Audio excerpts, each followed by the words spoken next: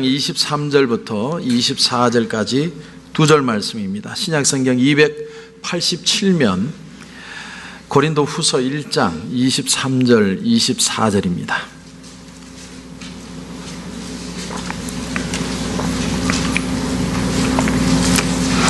고린도 후서 1장 23절 24절 두 절 말씀입니다. 우리 찾으신 줄 알고 같이 읽겠습니다. 내가 내 목숨을 걸고 하나님을 불러 증언하시게 하노니 내가 다시 고린도에 가지 아니한 것은 너희를 아끼려 함이라. 우리가 너희 믿음을 주관하려는 것이 아니요 오직 너희 기쁨을 돕는 자가 되려 함이니 이는 너희가 믿음에 섰음이라. 아멘. 정신과 의사가 환자들을 상담할 때 그 환자들에게 듣는 얘기가 굉장히 구구절절히 참 이유가 있고, 어떤 사람들은 얘기를 들으면 한 편의 영화처럼 정말 드라마틱한 사람들도 있답니다. 그런데 그렇게 한참을 환자들의 얘기를 듣다 보면 자기도 모르게 자기와 환자가 동일시되는 그런 현상이 일어난다는 거죠. 그리고 그것 때문에 환자를 오히려 인간적으로 좋아하게도 되고 굉장히 미워하게도 되는 그런 어떤 현상들이 일어난다는 겁니다. 이런 것을 그 전문 상담 용어로 카운터 트랜스퍼런스라고 합니다. 역전이라고 그러죠. 역전이. 그래서 경험이 많은 그 정신과 상담 의사일수록 자신의 감정이 쏠릴 수 있다는 것을 이해하면서 환자를 치료해 들어가는데, 경험이 적은 그 정신상담의일수록 자신의 감정을 컨트롤하지 못해서 오히려 너무 깊이 들어가는 바람에 그 망치는 경우도 있다는 것입니다. 이렇게 자기 감정을 컨트롤하지 못해서 환자의 마음에 그냥 들어가서 같이 아파하고 어쩔 줄 몰라 하는 그런 마음을 심퍼티, 동정이라고 합니다. 동정. 그런데 좀 더 객관적으로 서서 그 환자를 정말 치유하는 마음으로 건강하게 이끌어갈 수 있는 마음을 엠퍼티, 공감이라고 합니다. 공감. 우리 예수님도 보면 나사로가 죽었을 때 그 동생 마리아와 마르다가 사람을 보냈습니다. 그래서 하는 말이, 예수님, 우리 오빠가 지금 죽어가요. 빨리 오셔서 우리 오빠 좀 고쳐주세요. 근데 예수님이 그 순간에 아주 급하게 달려가시는 게 아니라 이틀을 더 유하였더라. 성경은 그렇게 얘기합니다. 이틀 있다가 이제 출발을 하려고 했더니 제자들이 막 만류합니다. 가지 마시라고. 왜 그러냐면 며칠 전에 예수님이 예루살렘 성에서 말씀을 전하다가 내가 하나님의 아들이다라는 얘기를 듣고 유대인들이 신성모독죄로 예수님을 돌로 쳐 죽이려고 한 적이 있습니다. 그 예수님 이번에 가면 정말 돌에 맞아 죽습니다. 가지 마세요. 그런데 또 한편으로는 이 나사로의 동생 마르다와 마리아는 이게 오해가 되는 거예요. 예수님이 정말 죽기 싫어서 안 오는가? 우리하고 예수님하고 그런 사이가 아닌데? 그럼 막 속이 상하는 겁니다. 그런데 참 아니나 다를까 이 나사로가 죽어버렸습니다. 여러분, 죽기 전에 오면 아무리 마음이 힘들어도 이해가 되는데, 죽고 나면, 일이 끝장이 나고 나면 애절한 마음들이 분노와 야속함으로 바뀌는 겁니다. 우리가 신앙생활에도 우리가 그런 일이 얼마나 많습니까? 나는 이렇게 해서 애쓰고 수고했는데 너무 몰라줘서 섭섭하다. 우리가 그런 마음이 들 때가 얼마나 많습니까? 근데 예수님이 마르다의 집으로 가셨는데 마르다가 참 마음은 안 좋지만 마중을 나와서 하는 말이, 주님이 우리 오빠 죽기 전에 오셨더라면 안 죽었을 건데. 그렇게 표현을 했습니다. 제가 어떤 일로 이렇게 어떤 모임에 늦게 갔을 때, 집사님 죄송합니다. 내가 너무 늦었죠. 너무너무 죄송합니다. 괜찮아요. 그럴 수도 있죠. 그냥 섭섭하다는 얘기거든요. 섭섭하다는 얘기. 근데 이 마르다의 마음에도 섭섭함이 있었습니다. 그런데 놀라운 건 주님이 마르다의 말에 같이 동조하지 않습니다. 막 갈등하고 어쩔 줄 몰라고 미안하다, 내가 트래픽이 있어서 내가 늦게 왔다, 이렇게 얘기하시는 게 아니라 오히려 이렇게 얘기하십니다. 네 오라비가 다시 살아나리라. 그러니까 이 마르다가 더 열받는 겁니다. 예수님, 나도 알아요. 나도 마지막 날에 우리 오빠 살아날 거 알아요. 내가 들어서 알고 나도 언더스탠드 한다니까요. 근데 주님은 전혀 그 마르다의 말에 이렇게 동요되거나 따라 들어가지 않고 정말 필요한 말씀을 하십니다. 나는 부활이요 생명이니 무릇 나를 믿는 자는 죽어도 살겠고 무릇 살아서 믿는 자는 영원히 죽지 아니하니라. 이것을 네가 믿느냐? 주님은 마르다의 마음을 지금 공감하십니다. 그러니까 심퍼티, 그녀의 아픔을 같이 끌려 들어가는 게 아니라 좀 더 객관적으로 이 여자의 문제를 해결할 수 있는 해법을 가지고 접근하고 있는 거예요. 그러니까 지금 정말 마르다에게 필요한 마음이 뭐냐면 지금 그녀의 앞에 있는 게 주님이라는 사실을 아는 게 중요해요. 온 세상을 창조하신 하나님이시요 우리의 문제를 치료할 수 있는 그 주님이 내 앞에 있다는 사실을 직시하는 거예요. 이분이 바로 예수 그리스도라는 사실을 알아야 된다는 거예요. 그때 마르다가 대답합니다. 주는 그리스도시요 세상에 오시는 하나님의 아들이신 줄 내가 믿나이다. 여러분, 놀라운 것은요, 그 마르다의 믿음의 고백을 가지고 들고 가서 나사로를 살려내십니다. 정말 마르다에게 필요한 건 뭐냐면 예수님이 하나님이라는 사실을 받아들이는 겁니다. 그러니까 지금 막 힘들고 어려운 마음의 상황에 스트러글을 하는 게 아니라 정말 주님이 나의 구주이기 때문에 해결해 주실 수 있다는 그 믿음에 서야만 완전한 치유가 일어날 수 있다는 거예요. 여러분, 오늘 우리에게도 똑같습니다. 우리에게 정말 필요한 건 뭐냐면 심퍼티의 마음이 아니라 여러분 엠퍼티, 공감하는 마음이 필요합니다. 여러분, 감정에 휩쓸리면 안 돼요. 감정 따라가다 보면 본질을 놓칩니다. 그래서 감정에 휩쓸리면 안 됩니다. 이제 오늘 본문을 보면 사도 바울이 참 가슴의 문제, 느끼는 문제에 대해서 얼마나 깊이 생각하고 있었나 그걸 알 수 있습니다. 오늘 사도 바울은 우리 신앙생활을 하면서 어떻게 사는 신앙의 삶이 정말 아름다운 삶이고 성숙한 신앙의 삶인가 하는 것을 우리에게 교훈적으로 던져주고 있습니다. 지금 고린도 교회에는 분쟁이 있습니다. 문제가 커요. 문제가 없는 게 아닙니다. 문제가 있습니다. 자, 바울의 생각에는요, 내가 당장 달려가서 네가 틀렸고 너가 맞다고 당장 해결할 수 있습니다. 바울 그렇게 할 수 있어요. 지금 바울은 누가 문제의 핵심이고 어떤 것이 문제고 그래서 해결점이 어떤 것인지 다 알고 있습니다. 당장이라도 내가 달려가면 책벌할 사람 책벌하고 징계할 사람 징계하고 출교시킬 사람 출교시키고 해결하고 싶은 거예요. 옳고 그름을 딱딱딱딱 구분을 하는 그런 마음. 그런데 문제가 하나 있습니다. 문제가 이렇게 하고 나면 도대체 남는 게 뭐냐는 게 남는 게 여기까지 생각이 가야만 여러분 성숙한 신앙인입니다. 사도 바울은 계속해서 뭘 얘기하냐면 교회에 덕을 세워가야 된다는 게 덕이라는 건 어떤 거냐면 어떤 사건을 처리하고 난 다음에 그 후에 일어날 일들에 대해서도 생각할 줄 아는 품성을 가지는 게 덕스러운 겁니다. 지금까지 그렇게까지 생각하지 못할 때 여러분 문제가 일어난다는 것이죠. 자꾸 이렇게 옳고 그름으로 가는 겁니다. 그래서 잘못하면 교회가 어떻게 되냐면 이건 나쁘고 저건 나쁘고 누구 때문이고 이런 비판적인 교회가 되기 십상이래요. 그러면 나중에 정말 큰 문제가 생깁니다. 그러니까 사람들이 전부 마음이 여유가 없어지고 날카로워지게 되는 거죠. 비판적으로 변하는. 자, 오늘 이제 23절을 한번 보십시오. 오늘 1장 23절.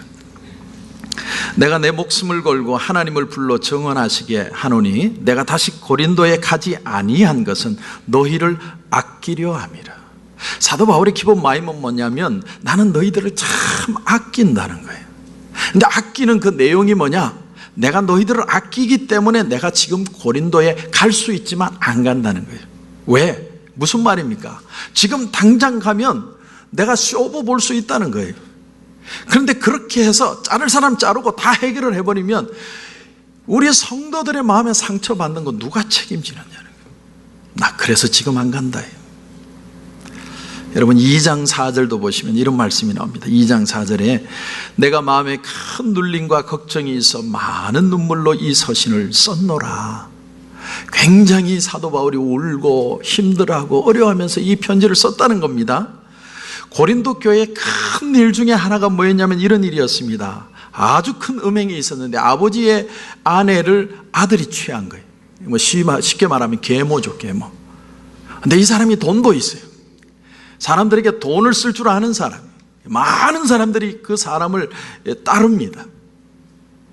근데 사도 바울이 야단을 쳤어요. 이 음행한 부분을 굉장히 심각하게 다뤘습니다. 근데 이 사람들을 지지하는 사람들이 많기 때문에 이 사람을 뽑아내면 교회에 큰 소용돌이가 일어날 수 있는 그런 상황이에요. 여러분 언제든지 나쁜 사람은 한두 사람입니다. 대부분의 사람들이 다 좋은 사람들이에요. 그런데 그 중간의 사람들이 이쪽 저쪽 눈치를 보는 거예요. 눈치를. 그 나쁜 사람에게 아무것도 모르고 마음이 그냥 동요돼서 쫓아가는 거예요. 그냥 충동질에 욱하는 마음으로 끌려가가지고 같이 으쌰으쌰하는 거예요. 그렇게 하는 바람에 지금 고린도 교회가 너무너무 어려워졌는데 만약 이럴 때 바울이 방문을 하면 한두 사람이 아니라 거기에 동의한 모든 사람을 다 잘라내는 거예요. 지금 고린도 교회에 와서 누가 잘했다 시시비비를 가르면 많은 사람들이 상처를 받는 거예요. 바울이 이 사실을 압니다. 그리고 원치 않는다는 겁니다. 빈대 한 마리 잡으려고 산천초목을 다 태울 수는 없다는 겁니다. 또 하나 바울의 중요한 자세, 신앙의 자세, 두 번째 우리가 배울 것은 24절입니다. 24절을 보시면 1장 24절에 우리가 너희 믿음을 주관하려는 것이 아니요 오직 너희 기쁨을 돕는 자가 되려 함이다. 이 말이 얼마나 귀한지 몰라요. 여러분 바울은 당당하게 자기 주관을 얘기할 수 있습니다. 왜? 내가 세운 개척교회인데 내가 내 마음대로 왜 못해요? 고린도 교회 가서 옳고 그름을 탁탁 얘기할 수 있습니다. 너 잘했고 너 못했고 딱 부러지게 분별할 수 있습니다. 강하게 법적 조치로 탁 끝내버릴 수 있습니다. 그런데 여기 사도 바울의 마인드가 뭐냐면 여러분 잘 들으십시오. 나는 주관하는 자가 아니라 너의 기쁨을 돕는 사람이다. 이게 바울의 중요한 신앙의 마인드입니다. 나는 기쁜 마음을 돕고 사는 사람이라는 거예요. 여러분 한번 가만히 생각해 보십시오. 여러분이 가는 곳마다 사람들이 기뻐하고 행복해 하십니까? 아니면 여러분이 가는 곳마다 뭔데 막 사람들이 관심을 가지고 쫓아오는데 사람들이 마음이 사나워지고 슬퍼집니까? 이것까지 생각할 줄 아는 사람이 신앙이 덕스러운 사람. 기쁨을 돕는 겁니다. 그래서 될 수 있으면 상처 입지 않도록 더 큰 기쁨을 갖도록 기쁨의 협력자가 되어주는 것이 덕이라는 거예요. 덕. 여러분 여기서 조금 더 나가서 기쁨을 돕는다는 말의 더 심오한 의미는 바로 이것입니다. 스스로 해결하기를 바라는 마음이에요. 여러분 스스로가 문제 가운데 있다가 그것을 고민하고 기도하다가 스스로가 깨닫는 거예요. 그래서 내가 하나님 앞에 회개하고 다시 일어서야겠다는 것을 깨달을 자리까지 나갈 때 그 기쁨을 내가 돕겠다. 이것이 바로 사도 바울의 마음이었습니다. 여러분 기쁨은요 강제로 줄 수 있는 게 아닙니다. 기쁨이라는 것은 내 가슴에서 우러나오는 겁니다. 사도 바울의 목표는 뭐냐면 교회를 바로 잡겠다는 게 아니라 절대로 기쁨을 잃지 않는 교회를 소망한다는 거예요. 저는 우리 교회가 정말 기쁨이 충만한 교회가 될 수 있기를 주님의 이름으로 축원합니다. 여러분 기쁨이라는 단어는요 원어에 보면 카리스라는 단어, 은혜라는 단어와 어원이 똑같습니다. 기쁨은 은혜입니다. 그래서 우리는 은혜롭기를 돕는 사람들이 돼야 돼요. 굉장히 중요한 신앙의 마인드입니다. 조지 위필드라는 사람을 제가 설교에 간간히 설명을 하는데 조지 위필드의 생애를 보면 마귀가 조지 위필드와 잔 웨슬레의 분열을 조장하려고 얼마나 복음을 방해했는지가 전기에 나옵니다. 칼빈주의자였던 위필드는 그의 주장은 이겁니다. 오직 하나님의 은혜가 우리를 구원했다는 거예요. 은혜가 아니면 우리는 안 된다 이런 것입니다. 그게 칼빈주의죠. 근데 알미니안주의자였던 잔 웨슬레는 뭐라고 얘기했냐면 구원을 얻기 위해서는 사람의 노력이 필요하고 칼빈주의는 오히려 하나님을 욕되게 하는 이단적인 사상이다 이렇게 얘기해 버렸습니다. 그러니까 이게 싸움이 심각해진 거예요. 하루는 위필드가 웨슬리에게 편지를 보냈습니다. 뭐라고 적었냐면 서로 우리 비방하지 맙시다. 그리고 이번에 웨슬리 목사님이 이번에 설교집 내기로 했는데 거기에 우리 칼빈주의를 비난하는 글이 있는 걸로 아는데 이거 출판하지 마십시오. 그런데 이 잔 웨슬리가요 자기 주장을 굽히지 않고 끝끝내 출판을 했습니다. 사실 칼빈주의와 알미니안주의의 차이는 뭐냐면 강조점이 어디에 있느냐는 거예요. 강조점이. 그런데 사단은 이런 어떤 생각들을 더 심각하게 부각을 시켜서 유명한 복음 전도자 두 사람의 마음을 그냥 이간시켜버리는 거예요. 특별히 분열을 일으켰던 가장 중요한 논리가 뭐냐면 웨슬리의 그리스도인의 완전이라는 개념입니다. 완전이라는 개념. 하나님의 성령을 받으면 더 이상 사람이 시험을 빠지는 상태에 들어가지 않는다는 거예요. 성령 받으면 끝. 그런데 위필드의 생각은 뭐냐면 이 세상을 사는 동안 우리는 결코 완전할 수 없고 매일 죄짓고 산다는 거예요. 그러니까 우리는 매일 회개의 삶이 필요하다는 거예요. 사실 그리스도 안에서 완전하고 싶은 욕망을 안 가진 사람이 어디 있겠습니까? 하나님을 사랑하는 방법이 조금 다를 뿐입니다. 근데 마귀는 어떻게 하냐면 이 차이를 크게 부각시켜가지고 그리스도의 종들을 분열시켜버려요. 여러분, 여기서 제가 중요한 얘기를 하나 합니다. 잘 들으십시오. 여기서 중요한 포인트가 뭐냐면 모든 문제의 중심에 사단의 술수가 있다는 거예요. 여러분 잘 들으셔야 돼요. 사단은 직접 사람을 넘어뜨릴 수는 없어요. 우리는 하나님의 자녀가 됐기 때문에. 그런데 마음의 생각을 건드립니다. 생각을. 이거 잘못한 거 아니야? 이럴 수 있냐고. 이게 논리에 맞냐고. 그래서 사단의 속임수에 빠지면 사람이 분노하고 어쩔 줄 몰라 하고 적개심을 가지고 공격하고 사람이 달라지는 게 감정의 증거입니다. 우리는 어떤 문제가 생길 때마다 조금 영적으로 보는 눈이 필요합니다. 영적으로. 그 사람이 문제가 아니고 그 사람을 붙들고 있는 그 속에 사단의 계략이 있다는 거예요. 그래서 사도 바울이 뭐라고 하냐면 내가 당장 가서 쇼부 보지 않겠다는 겁니다. 왜냐하면 그 속에 성도들을 이간하고 고린도 교회를 넘어뜨리려는 사단의 계략이 숨어 있는 걸 내가 보고 있기 때문에. 성도 여러분, 우리가 너무 동정의 눈으로만 보다가 그만 내 감정이 휩쓸려 들어갑니다. 마음이 컨트롤되지 않아서 미숙한 행동을 할 때가 얼마나 많은지 몰라요. 옛날 얘기 가운데 이런 재밌는 얘기가 있습니다. 페르시아의 아주 오래된 얘기입니다.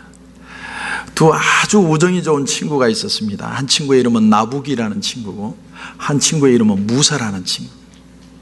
두 사람이 행상을 해요.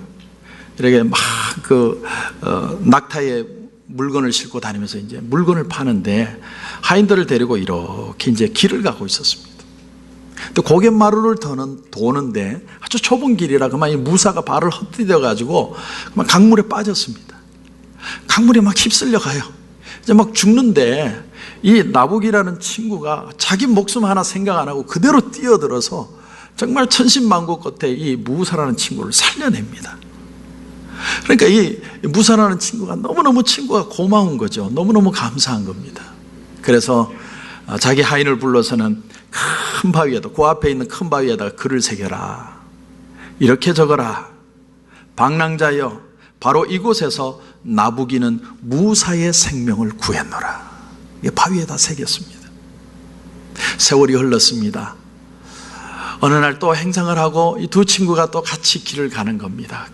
마침 또 구해졌던 그 길을 가다가 그 강가에 서로 짐을 잠시 여정을 풀어놓고 서로 얘기를 나눕니다.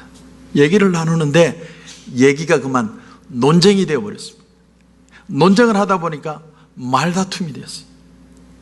그 나부기가 성질을 참지를 못하고 그냥 무사를 그냥 한 방 먹였습니다.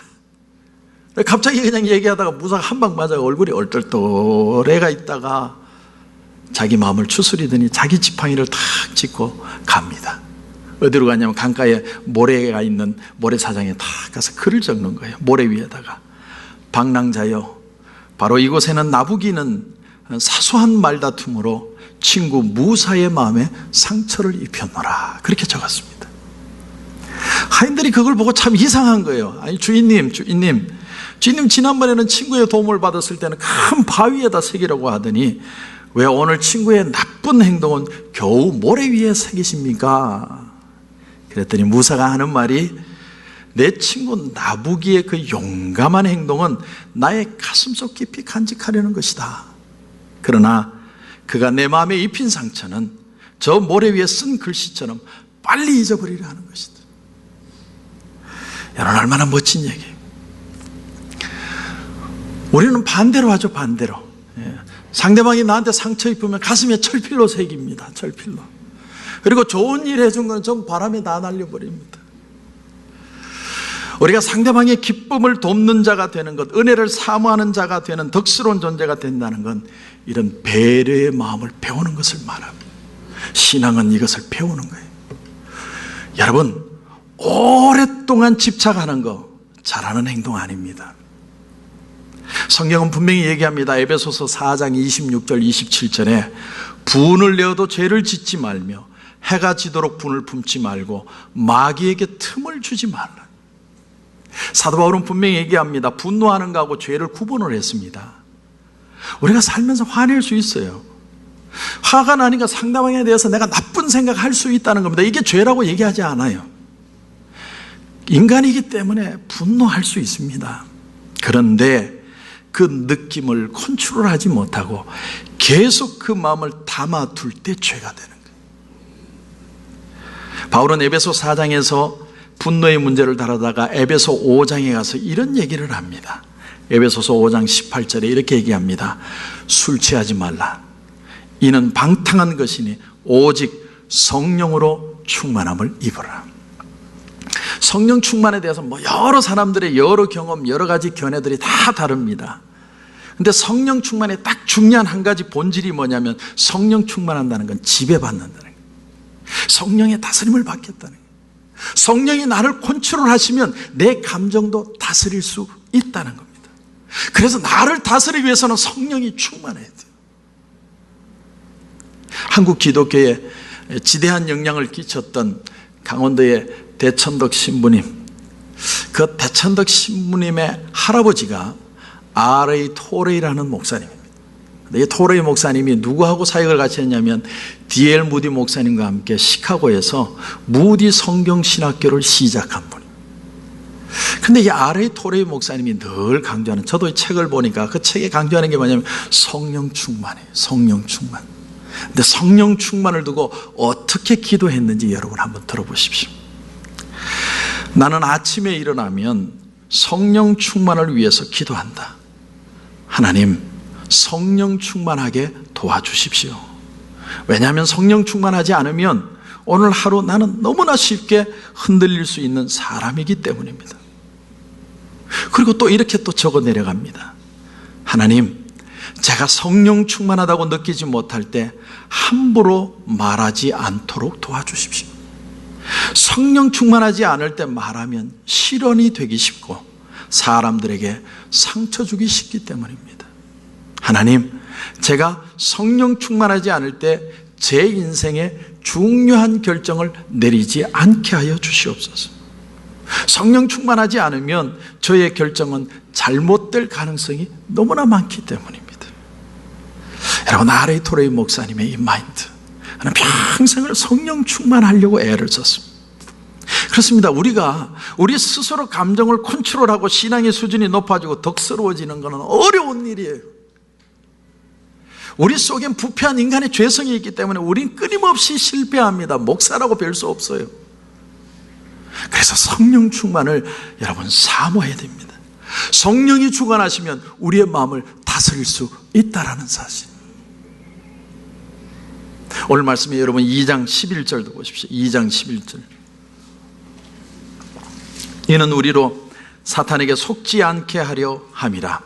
우리는 그 계책을 알지 못하는 바가 아니로라. 여러분, 누군가를 충고하고 판단하다가 그것이 옳고 그른 것을 따지다가 그 틈새로 사단이 들어옵니다. 여러분, 곧 잠깐 마음 상하고 있는 시간에 사단이 들어오면요, 결국은 엄청나게 마귀의 종으로 쓰임받게 됩니다. 그러므로 사단의 시험에 빠지지 않도록 오늘도 성령 충만을 구해야 한다는 거예요. 제가 첫 얘기로 다시 돌아갑니다. 예수님은 나사로가 죽었을 때 마르다로 하여금 믿음을 고백하게 하시고 그 믿음을 가지시고 나사로의 무덤으로 가십니다. 그리고는 이렇게 명령을 하시죠. 돌을 옮겨 놓아라. 그런데 그 자리에서 마르다가 뭐라고 그러냐면, 예수님, 시체가 썩은 지 나흘이나 됐습니다. 냄새나요. 안 돼요. 그때 예수님이 아주 믿음의 쐐기를 박습니다. 네가 믿는다고 말하지 않았느냐?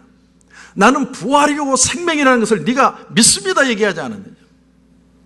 그리고 돌을 옮겨 놓으시고 난 뒤에 예수님은 나사로야, 나와라. 여러분, 이런 우스운 얘기가 있습니다. 왜 굳이 예수님이 나사로의 이름을 불러가면서까지 나오라고 했을까? 이런 재밌는 해석이 있습니다.